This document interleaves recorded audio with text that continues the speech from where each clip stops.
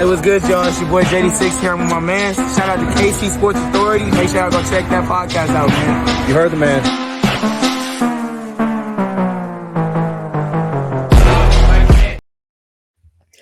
Welcome into another episode of the KC Sports Authority podcast. The fellas are here tonight, Keegan, JB, and Spencer Gray. If you guys are checking us out over here on YouTube, thank you so much for watching over here. Hit that subscribe button for us. We are on our way to 500 is the next big goal. We're a little over 300. Would love to get another 25 or so over the next week or two before the Super Bowl. So do us a favor, hit the subscribe button. Go ahead and hit that thumbs up if you're watching right now. That'll help other Jayhawk fans like yourself find the podcast so that they can jump in with us. Fellas, welcome in. It's been a little while since I think all three of us have been here to talk some KU basketball. How's everybody doing?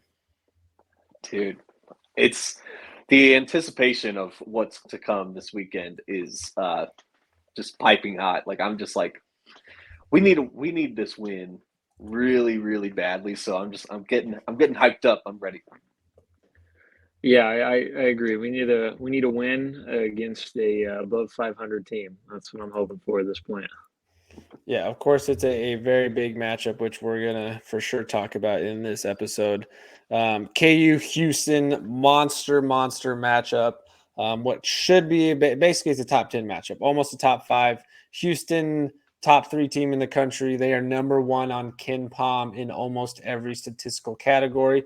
One of the most efficient teams in the country, a team that we as Jayhawk fans already hate long before they even joined the Big 12 because of the ridiculousness of what happened last year with them getting the 1 seed with their crappy schedule and their, we played them really close, but we blew people out when we should have versus KU's, 1,000 quad 1 wins, which of course that's going to have everybody frustrated. But KU versus Houston in the Phog. This is Houston's big welcome moment to the Big 12. Obviously, they got off to a rocky start, dropping a couple early, and they've played a handful of teams already. But their first time to come to the Phog for a monster matchup. It's going to be electric. It's probably going to be up there as one of the toughest environments a team like Houston has probably played in.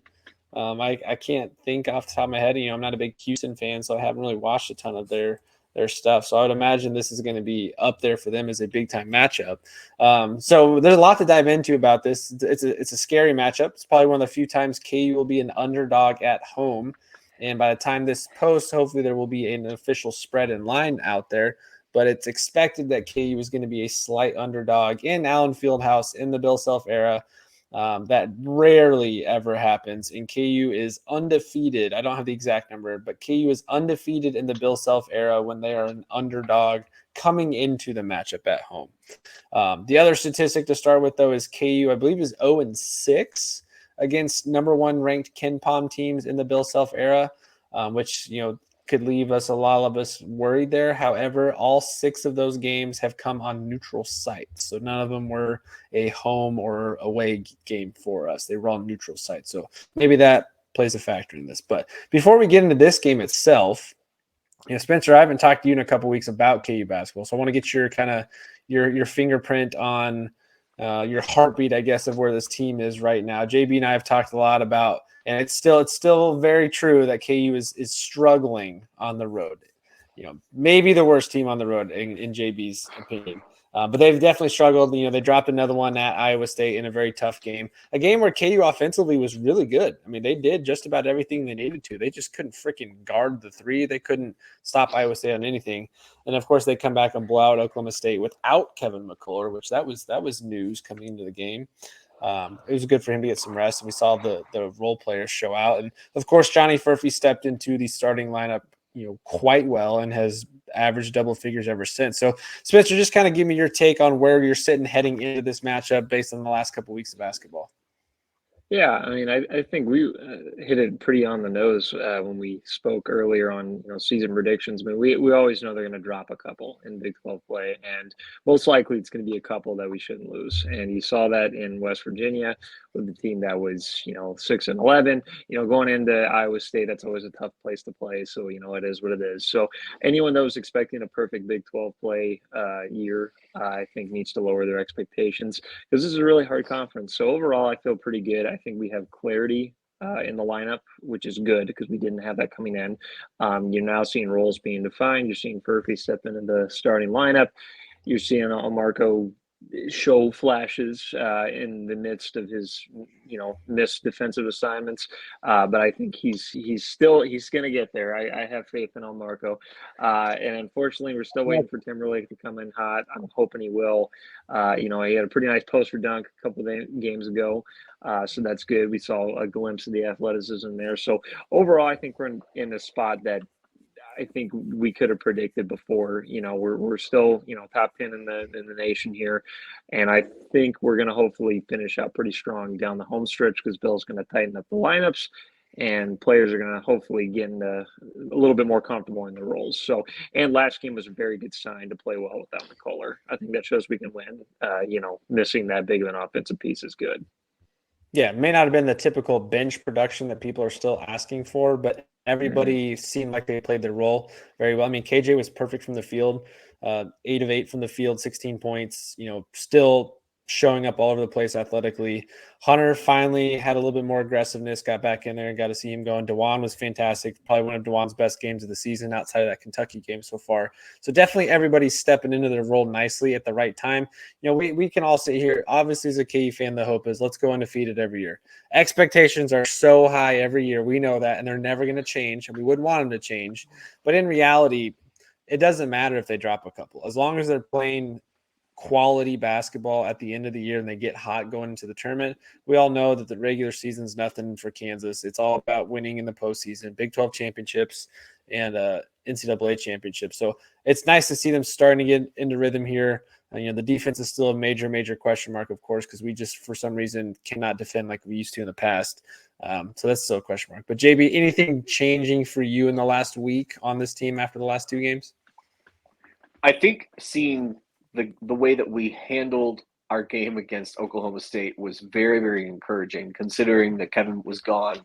We talked about how everyone kind of stepped up and filled in their roles, but yeah, what it also gave a lot of players the chance to do is show what they can do when they have an opportunity to play more minutes, an opportunity to step up when someone goes down. This might have been some kind of little blessing in disguise, because we had a easy win, and the guys were able to, our starters were able to take some more time on the bench and just kind of rest and try to heal up a little bit. That kind of a game could not have come at a better time. Leading into what's going to be a huge game. I'm glad it's at home because that gives me. That's what sucked to be on the road to start. That gives me a lot of hope, and if we can win this game, I think it revitalizes, in the eyes of a lot of our fans, the idea that we absolutely are in the title hunt, and we can win the Big 12. There are KU fans that think we're done. And I don't blame them, because we talked about how bad we're playing on the road. Are we going to lose every freaking road game unless it's Oklahoma State? Are we going to lose every road game? If we do, we're not winning the Big 12.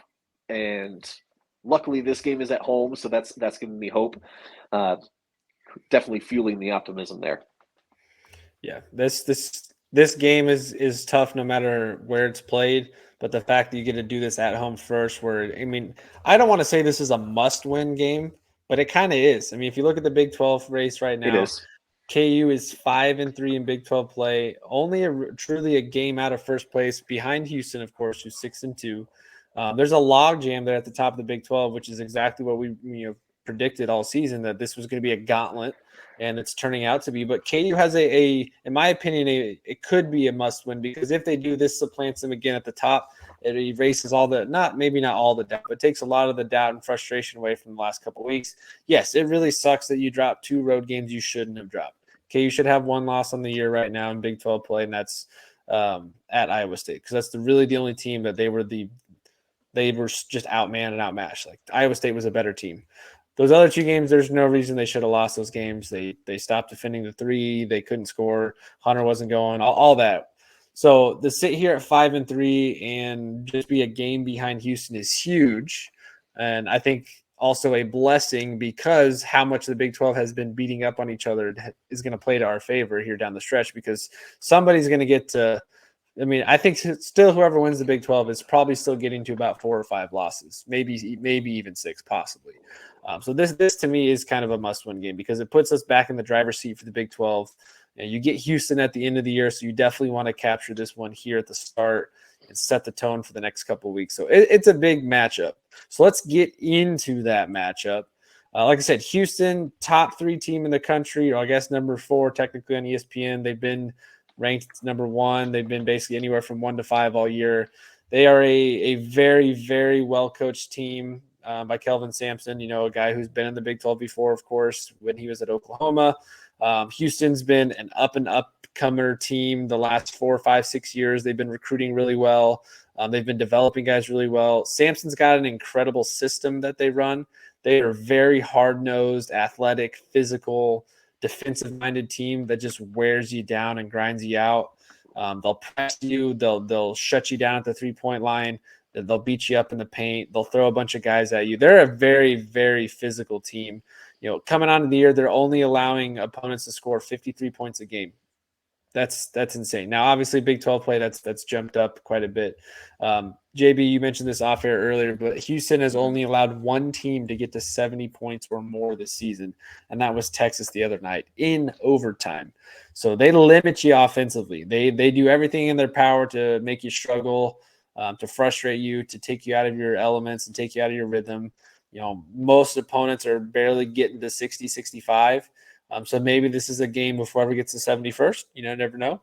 KU certainly is capable on their side of being a defensive-minded team that could slow you down, frustrate you. This Houston team, they definitely spread the ball out, but everything starts with LJ Cryer, the transfer from Baylor, who has had some pretty big games against KU in the past. He's averaging 15 a game, albeit on horrible shooting numbers for a guy like him. He's only shooting 40% from the floor, but shooting 38% from 3. So look out, next 3-point shooter. I think last year he went like 4 of 6 from 3 when he was in Baylor. They've also got Jamal Shed, another upperclassman senior guy, very, very solid. So this team's got a lot of talent on them. They spread the ball out. They rebound pretty well. They're very defensive minded. They're gonna push you guys around. They're gonna make you struggle. What are some of the starting points that you guys look at into making this game not just competitive on both sides of the court, but to actually give KU a strong fighting chance in a game where they are probably coming in as underdogs? We mentioned it earlier that they guard the 3 really well. It's a pretty good thing that Kansas is statistically the team in the Big 12 that shoots the 3 the less. So the least amount, I should say. So it's one of those games where you really have to play to your strengths. You know your role. You know what you're capable of. You know the kinds of plays that are winning games for us. And a lot of those plays are getting the ball into Hunter or, making some kind of wraparound pass to the corner and then, hitting your 3s. Yes. But maybe it's less corner 3s and more of Hunter and KJ asserting their dominance. I mean, we've got an amazing front court. We need to use it. So I think that's going to be point number 1. I think point number 2, I think we have to guard the 3 better. We've struggled to guard the 3 all season long. I've said that for whatever reason, Bill Self teams are just always the worst at guarding the 3. My frustration level is at an all-time high with guarding the 3. I think most fans are like that. Yeah, I mean, it's going to frustrate the fans. They're going to. I think really what it is, it's more KU's had a few guys that don't shoot well from the 3 that just go off against, which is classic. I mean, we know that happens all the time. It happened with Iowa State the other day. I think that guy hit 3 threes for the entire year, and then he hits 3 in the first half. It just happens. There's always that guy that's going to go off for 3 against Kansas. It's just you can just lock it in. This is one of those games where we can't have that happen. It's going to happen, but we just can't have that happen. If we can limit it as much as possible, that's going to be how we win this game. It's going to be tight all the way through, but I gotta believe in our home crowd and the energy that we're going to have at that game to really just take Houston out of it at the end of the day. I think that's our one chance. And once we get that win, I think that builds a lot of confidence for the guys and might help us kind of revitalize our Big 12 title race and our games leading up ultimately to the big tournament in March. But yeah, definitely going to be a tough one. And Spencer, before I kick it over to you, just a couple other statistics I thought were kind of interesting about this team. Houston, like we said, we know they're very athletic. They're very physical. They're going to grind you out defensively. What's kind of odd is they're a very deep team. They run basically 9-10 deep. They've got a lot of guys that average minutes. I know a bunch of the games that they have, their non-con schedule, there's been a bunch of blowouts. So guys have got to sit. But LJ Cryer is the only guy that averages more than 30 minutes a night. Even Jamal Shedd's only getting 29 minutes a night. Emmanuel Sharp, another starter, 25, 26 minutes. So they're going to rotate guys in and out to keep fresh legs. And we know KU is the exact opposite. They play their guys the entire night. So Hunter's going to get 36 minutes. DeJuan's probably going to play close to 40. KJ's going to play close to 40. Kevin's going to play close to 40. I don't know if that's a good thing or a bad thing. You know, maybe Houston has a lot more to throw at us, but I just want to throw that out there before we went any further, that Houston has an interesting wrinkle to their team when they rotate. But Spencer, what are some things you see that about this Houston team that one could frustrate Kansas, but maybe some areas that we can kind of work through to keep this game tight? Yeah, well, I mean, obviously, Houston being a good defensive team, you're probably going to see some slumps. You're probably going to see some shooting droughts for a couple minutes, and I know that always frustrates us as the viewers, in which we stand up and we say, "I can make that shot, I can make that layup," which none of us could. But you know, so I do think we need to be prepped for those scoring droughts. So we need to get stops on the other end, so they don't build a nice 10 to 12 point cushion. I think the way we're going to really do this is, number one, we're going to have to move the ball without turning it over. Number two, we're going to have to try to score in transition, because if we're going to get into a slugfest in the half court, that's usually how Houston wins these games. And we probably don't really want it to be the first to 60 wins, because I don't really like our chances in that case. But then the other one is Houston doesn't play a true center. So I mean, they're guys in the starting front court are 6'8", 6'7". So to me, then it's going to turn into, okay, Hunter, get good position in the paint, get deep in there. Don't catch it out where you got to take 8 dribbles to get into good position, because they're going to double right there. So it's going to boil down to him getting good initial position, and our guards doing a good job feeding him into his good hand, and then just quick, little jump hooks off both shoulders. I mean, Hunter could be eating all day because of the height advantage down there. So that's going to be something. It's going to be really interesting how Houston guards that, because if they're going to collapse, then it also boils down to, okay, are we going to actually hit our shots here? Can Timberlake come in and not go 1 of 5 from 3? Can Furphy hit 2 or 3 threes? Is DeJuan going to be open to shooting this game? Because I believe that I think we're up to what, 31-1, I think, something around there, when 31-1 when he scores 10 or more. Yeah, so I'd love for that to be just the strategy going forward until we have a losing record with him doing that. So let's just keep going and keep shooting. So yeah, I think there's areas we can exploit for sure. But the number one thing we have to avoid is, if we're going to go through droughts, then Houston needs to go through a drought too. We have to get stops on the other end if we're not scoring. But I'm hopeful. I'm not, I do think it's a must win. I would agree with that, just to get ourselves back into good standing in the Big 12. But I also think it's a big statement, because number one, it kind of knocks this invisible, monkey on the shoulder here with the Kenpom number 1 teams, one of whom was Villanova in 2018. You guys didn't know. Several Villanovas are in two that list. Villanovas, 2018 and 2016, which is nice. So, I'm predicting if we can get into the 70s, I think we have a good chance of winning. Yeah, I would agree there. I think offensively it has to go through Hunter. Hunter has to have a huge game, mostly because the way Houston defends, I think it's going to be a struggle for Kevin to get shots up. I think he's going to have to grind it out. I think he's going to be frustrated. it's possible it'll be a similar game to like where Jalen last year had his inefficiency struggles where he goes, 5 of 18. Kevin had one of those games at Iowa State where he goes like 5 of 17, still scored in double figures because he got to the line, but he was not efficient scoring because of the way they guard him. So Hunter's got to take a lot of that pressure off, which means he's going to have a lot of pressure himself to score.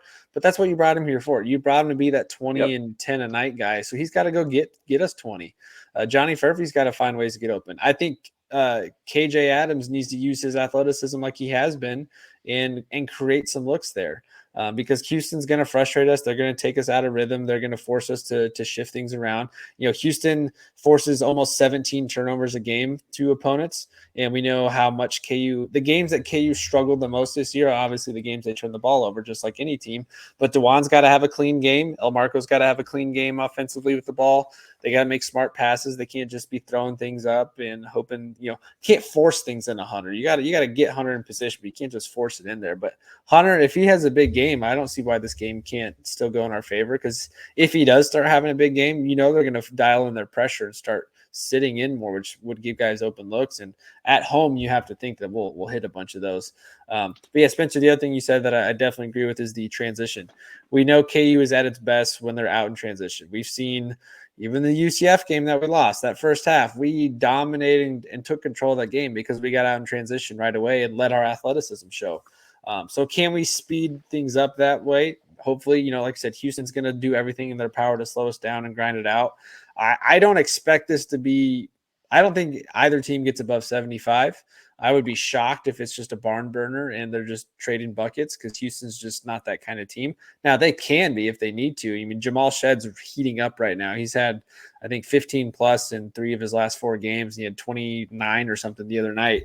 So they're certainly capable. This is at home, though, so let the crowd's going to be into it. This is going to be, I think, one of the best environments we've seen in the last 4 or 5 years. UConn game obviously definitely up there, but this is another top 5 team that the fan base is going to be pumped to basically roll out the red carpet to show them what it's like coming in to play at Allen Fieldhouse. So I think the fans are going to be up and pumped up to the extreme level, which should force a lot of pressure on Houston in that type of environment, because they just really don't go that many places where they play an environment like this. So I think that plays to our advantage. But yeah, we got to play clean. Would love to see us defensively lock in a little bit more and see. I'd like to see DeJuan really settle in on Cryer or Shedd, one of the two. That's the one where I have the biggest question mark, is who guards, whichever one DeJuan guards, who's guarding the other. Because if it's Jamal Shedd going up against Johnny Furphy, advantage Jamal Shedd. He's a veteran. He's going to get Furphy moving. We've already seen how bad El Marco is on one-on-one defense, so I'll be very curious to see how they play defensively. Do they do the typical where they switch? Does DeJuan lock in on the guy who's hot and hope that El Marco and Furphy hold their own? I don't know. That's my biggest worry on the defensive side, which has kind of been that worry all year, is that 2 guard solidifying themselves as a defensive stopper. But that's kind of my take on this. But didn't want to go too long on this because I don't know. There's just not a whole lot. I think we don't need to sit here for hours diving into this game. But do you guys have any projections or thoughts on how this game's going to roll out? Final predictions, anything like that? This is this. Like I said earlier, this is going to be a very close one. It's going to take the best effort from everybody, and I can see a final score of somewhere around I just keep coming back to this number, like a 66-64 win for KU. That's just kind of where I'm at. It's very, very close. For all we know, it could win on a Johnny Furphy buzzer beater 3. I don't know. The wonder from down under. The wonder. I would love to see it. And he's been playing great. I mean, the only thing that I ever notice that I dislike about his game sometimes is people will attack the basket on him. And he's not the best at staying in front of his man sometimes, and he'll shuffle his feet with his hands up in the air and get called for a foul because he's body checking. Just not quick enough yet. Yeah, I mean, it's every game he gets like 2 fouls like that easily.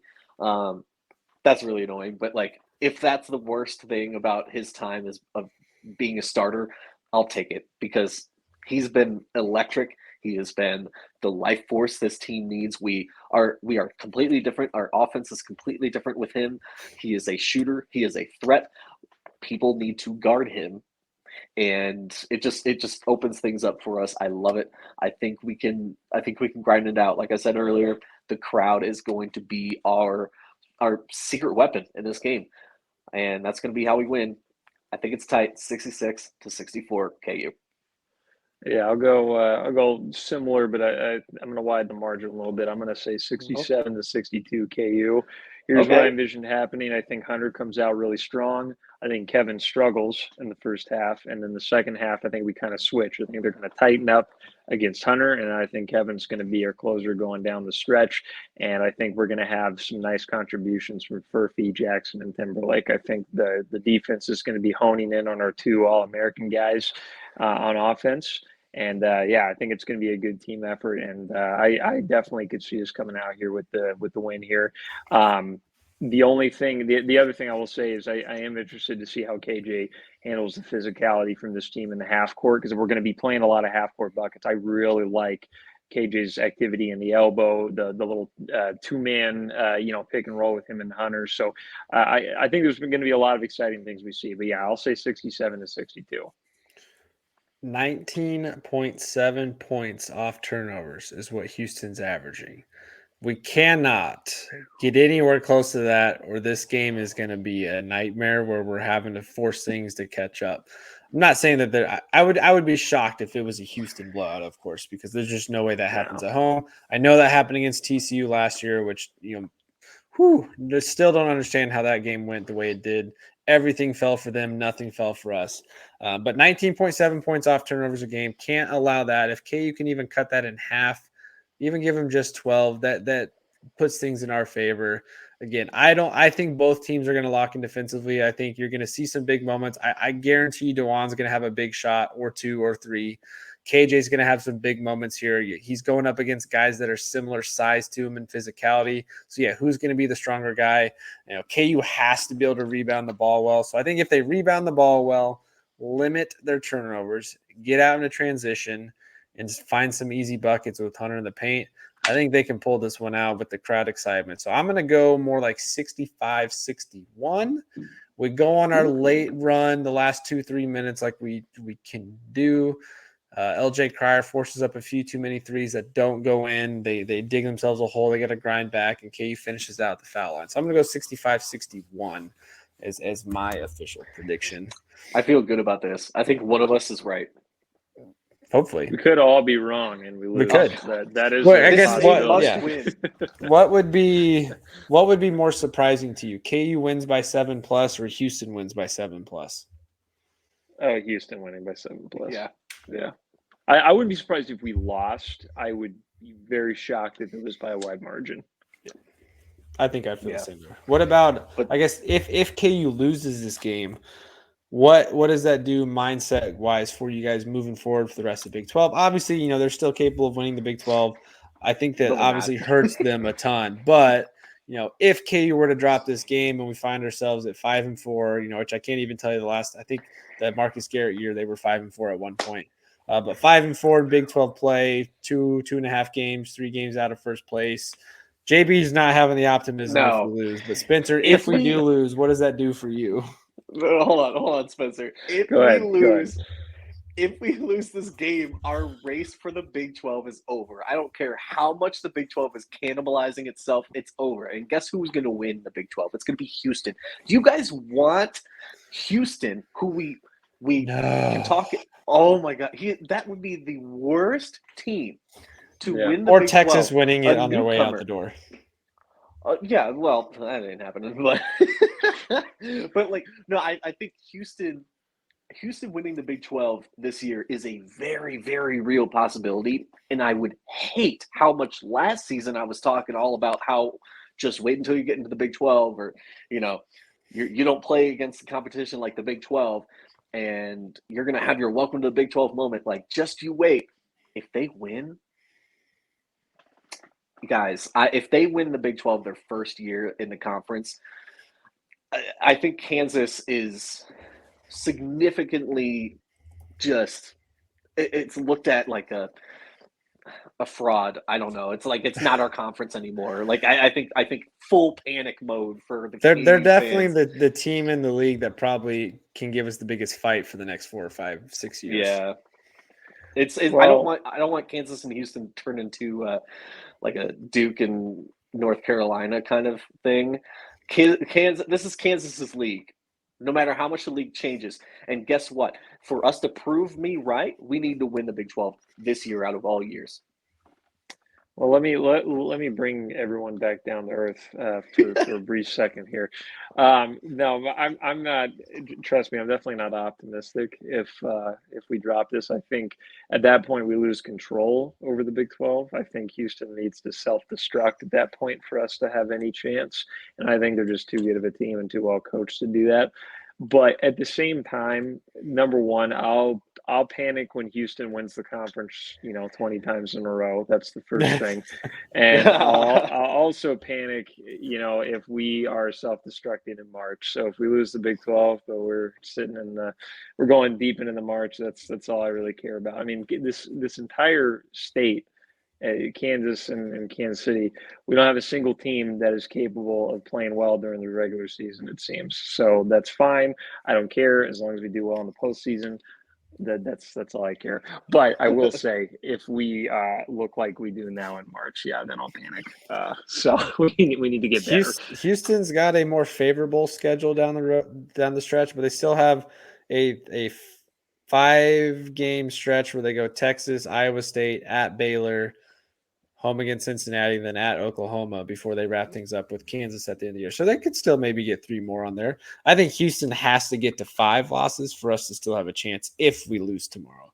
By the time this comes out, if we lose Saturday, Houston has to get to 5 losses, and KU obviously can't lose more than 1 more after that. But I think if KU shuts things down here this weekend, then yes, that puts them back in the driver's seat. It shows Houston who the Big 12 champs really are consistently. I want to say there's more pressure on Kansas than there is Houston, if I'm being honest. I hate to even say it that way, but Houston doesn't have any pressure to come in. I mean, maybe they do. Maybe we create the pressure of, hey, you're finally coming into a big time conference, so you need to prove that you're the team to be here. But as much talk as there's also been the talk of no one's taken Houston seriously the last several years. They had they've had a couple Elite 8 runs. They had that one Final Four run. But they haven't been able to do anything outside of that. So maybe it's, the pressure is on us to back up our talk of saying, hey, you finally got here to big time competition. So show us what you're worth. But it's going to be a big game. It's going to be a fun game. I'm hoping I will be there. We'll see. JB, you might be there as well. It's going to be a big game. Super exciting. I think it's going to be electric atmosphere. The fans are going to be great. It's a 3:00 afternoon game. Everyone knows how exciting the Phog is when the sun's peering in the side. It's great on the court. So that'll be a lot of fun. Stay tuned for that. We'll probably have some sort of recap afterwards. There's a lot of stuff going on, guys. So if you haven't yet, go ahead and hit subscribe right now here on YouTube. If you're listening on Spotify, make sure you're following the podcast and like the podcast. That way you can stay up to date with everything that's going on. Because we're a week and a half away from the Super Bowl Sunday with the Chiefs. So there's going to be plenty of Chiefs Super Bowl talk over the next week with CJ and Chris. We got a couple things planned. We're trying to lock down a few guests for a bunch of stuff. So there's going to be plenty of Chiefs talk the next week. So make sure you check that out. You can hit us up Twitter, Facebook, Instagram, and TikTok at KCSA Pod.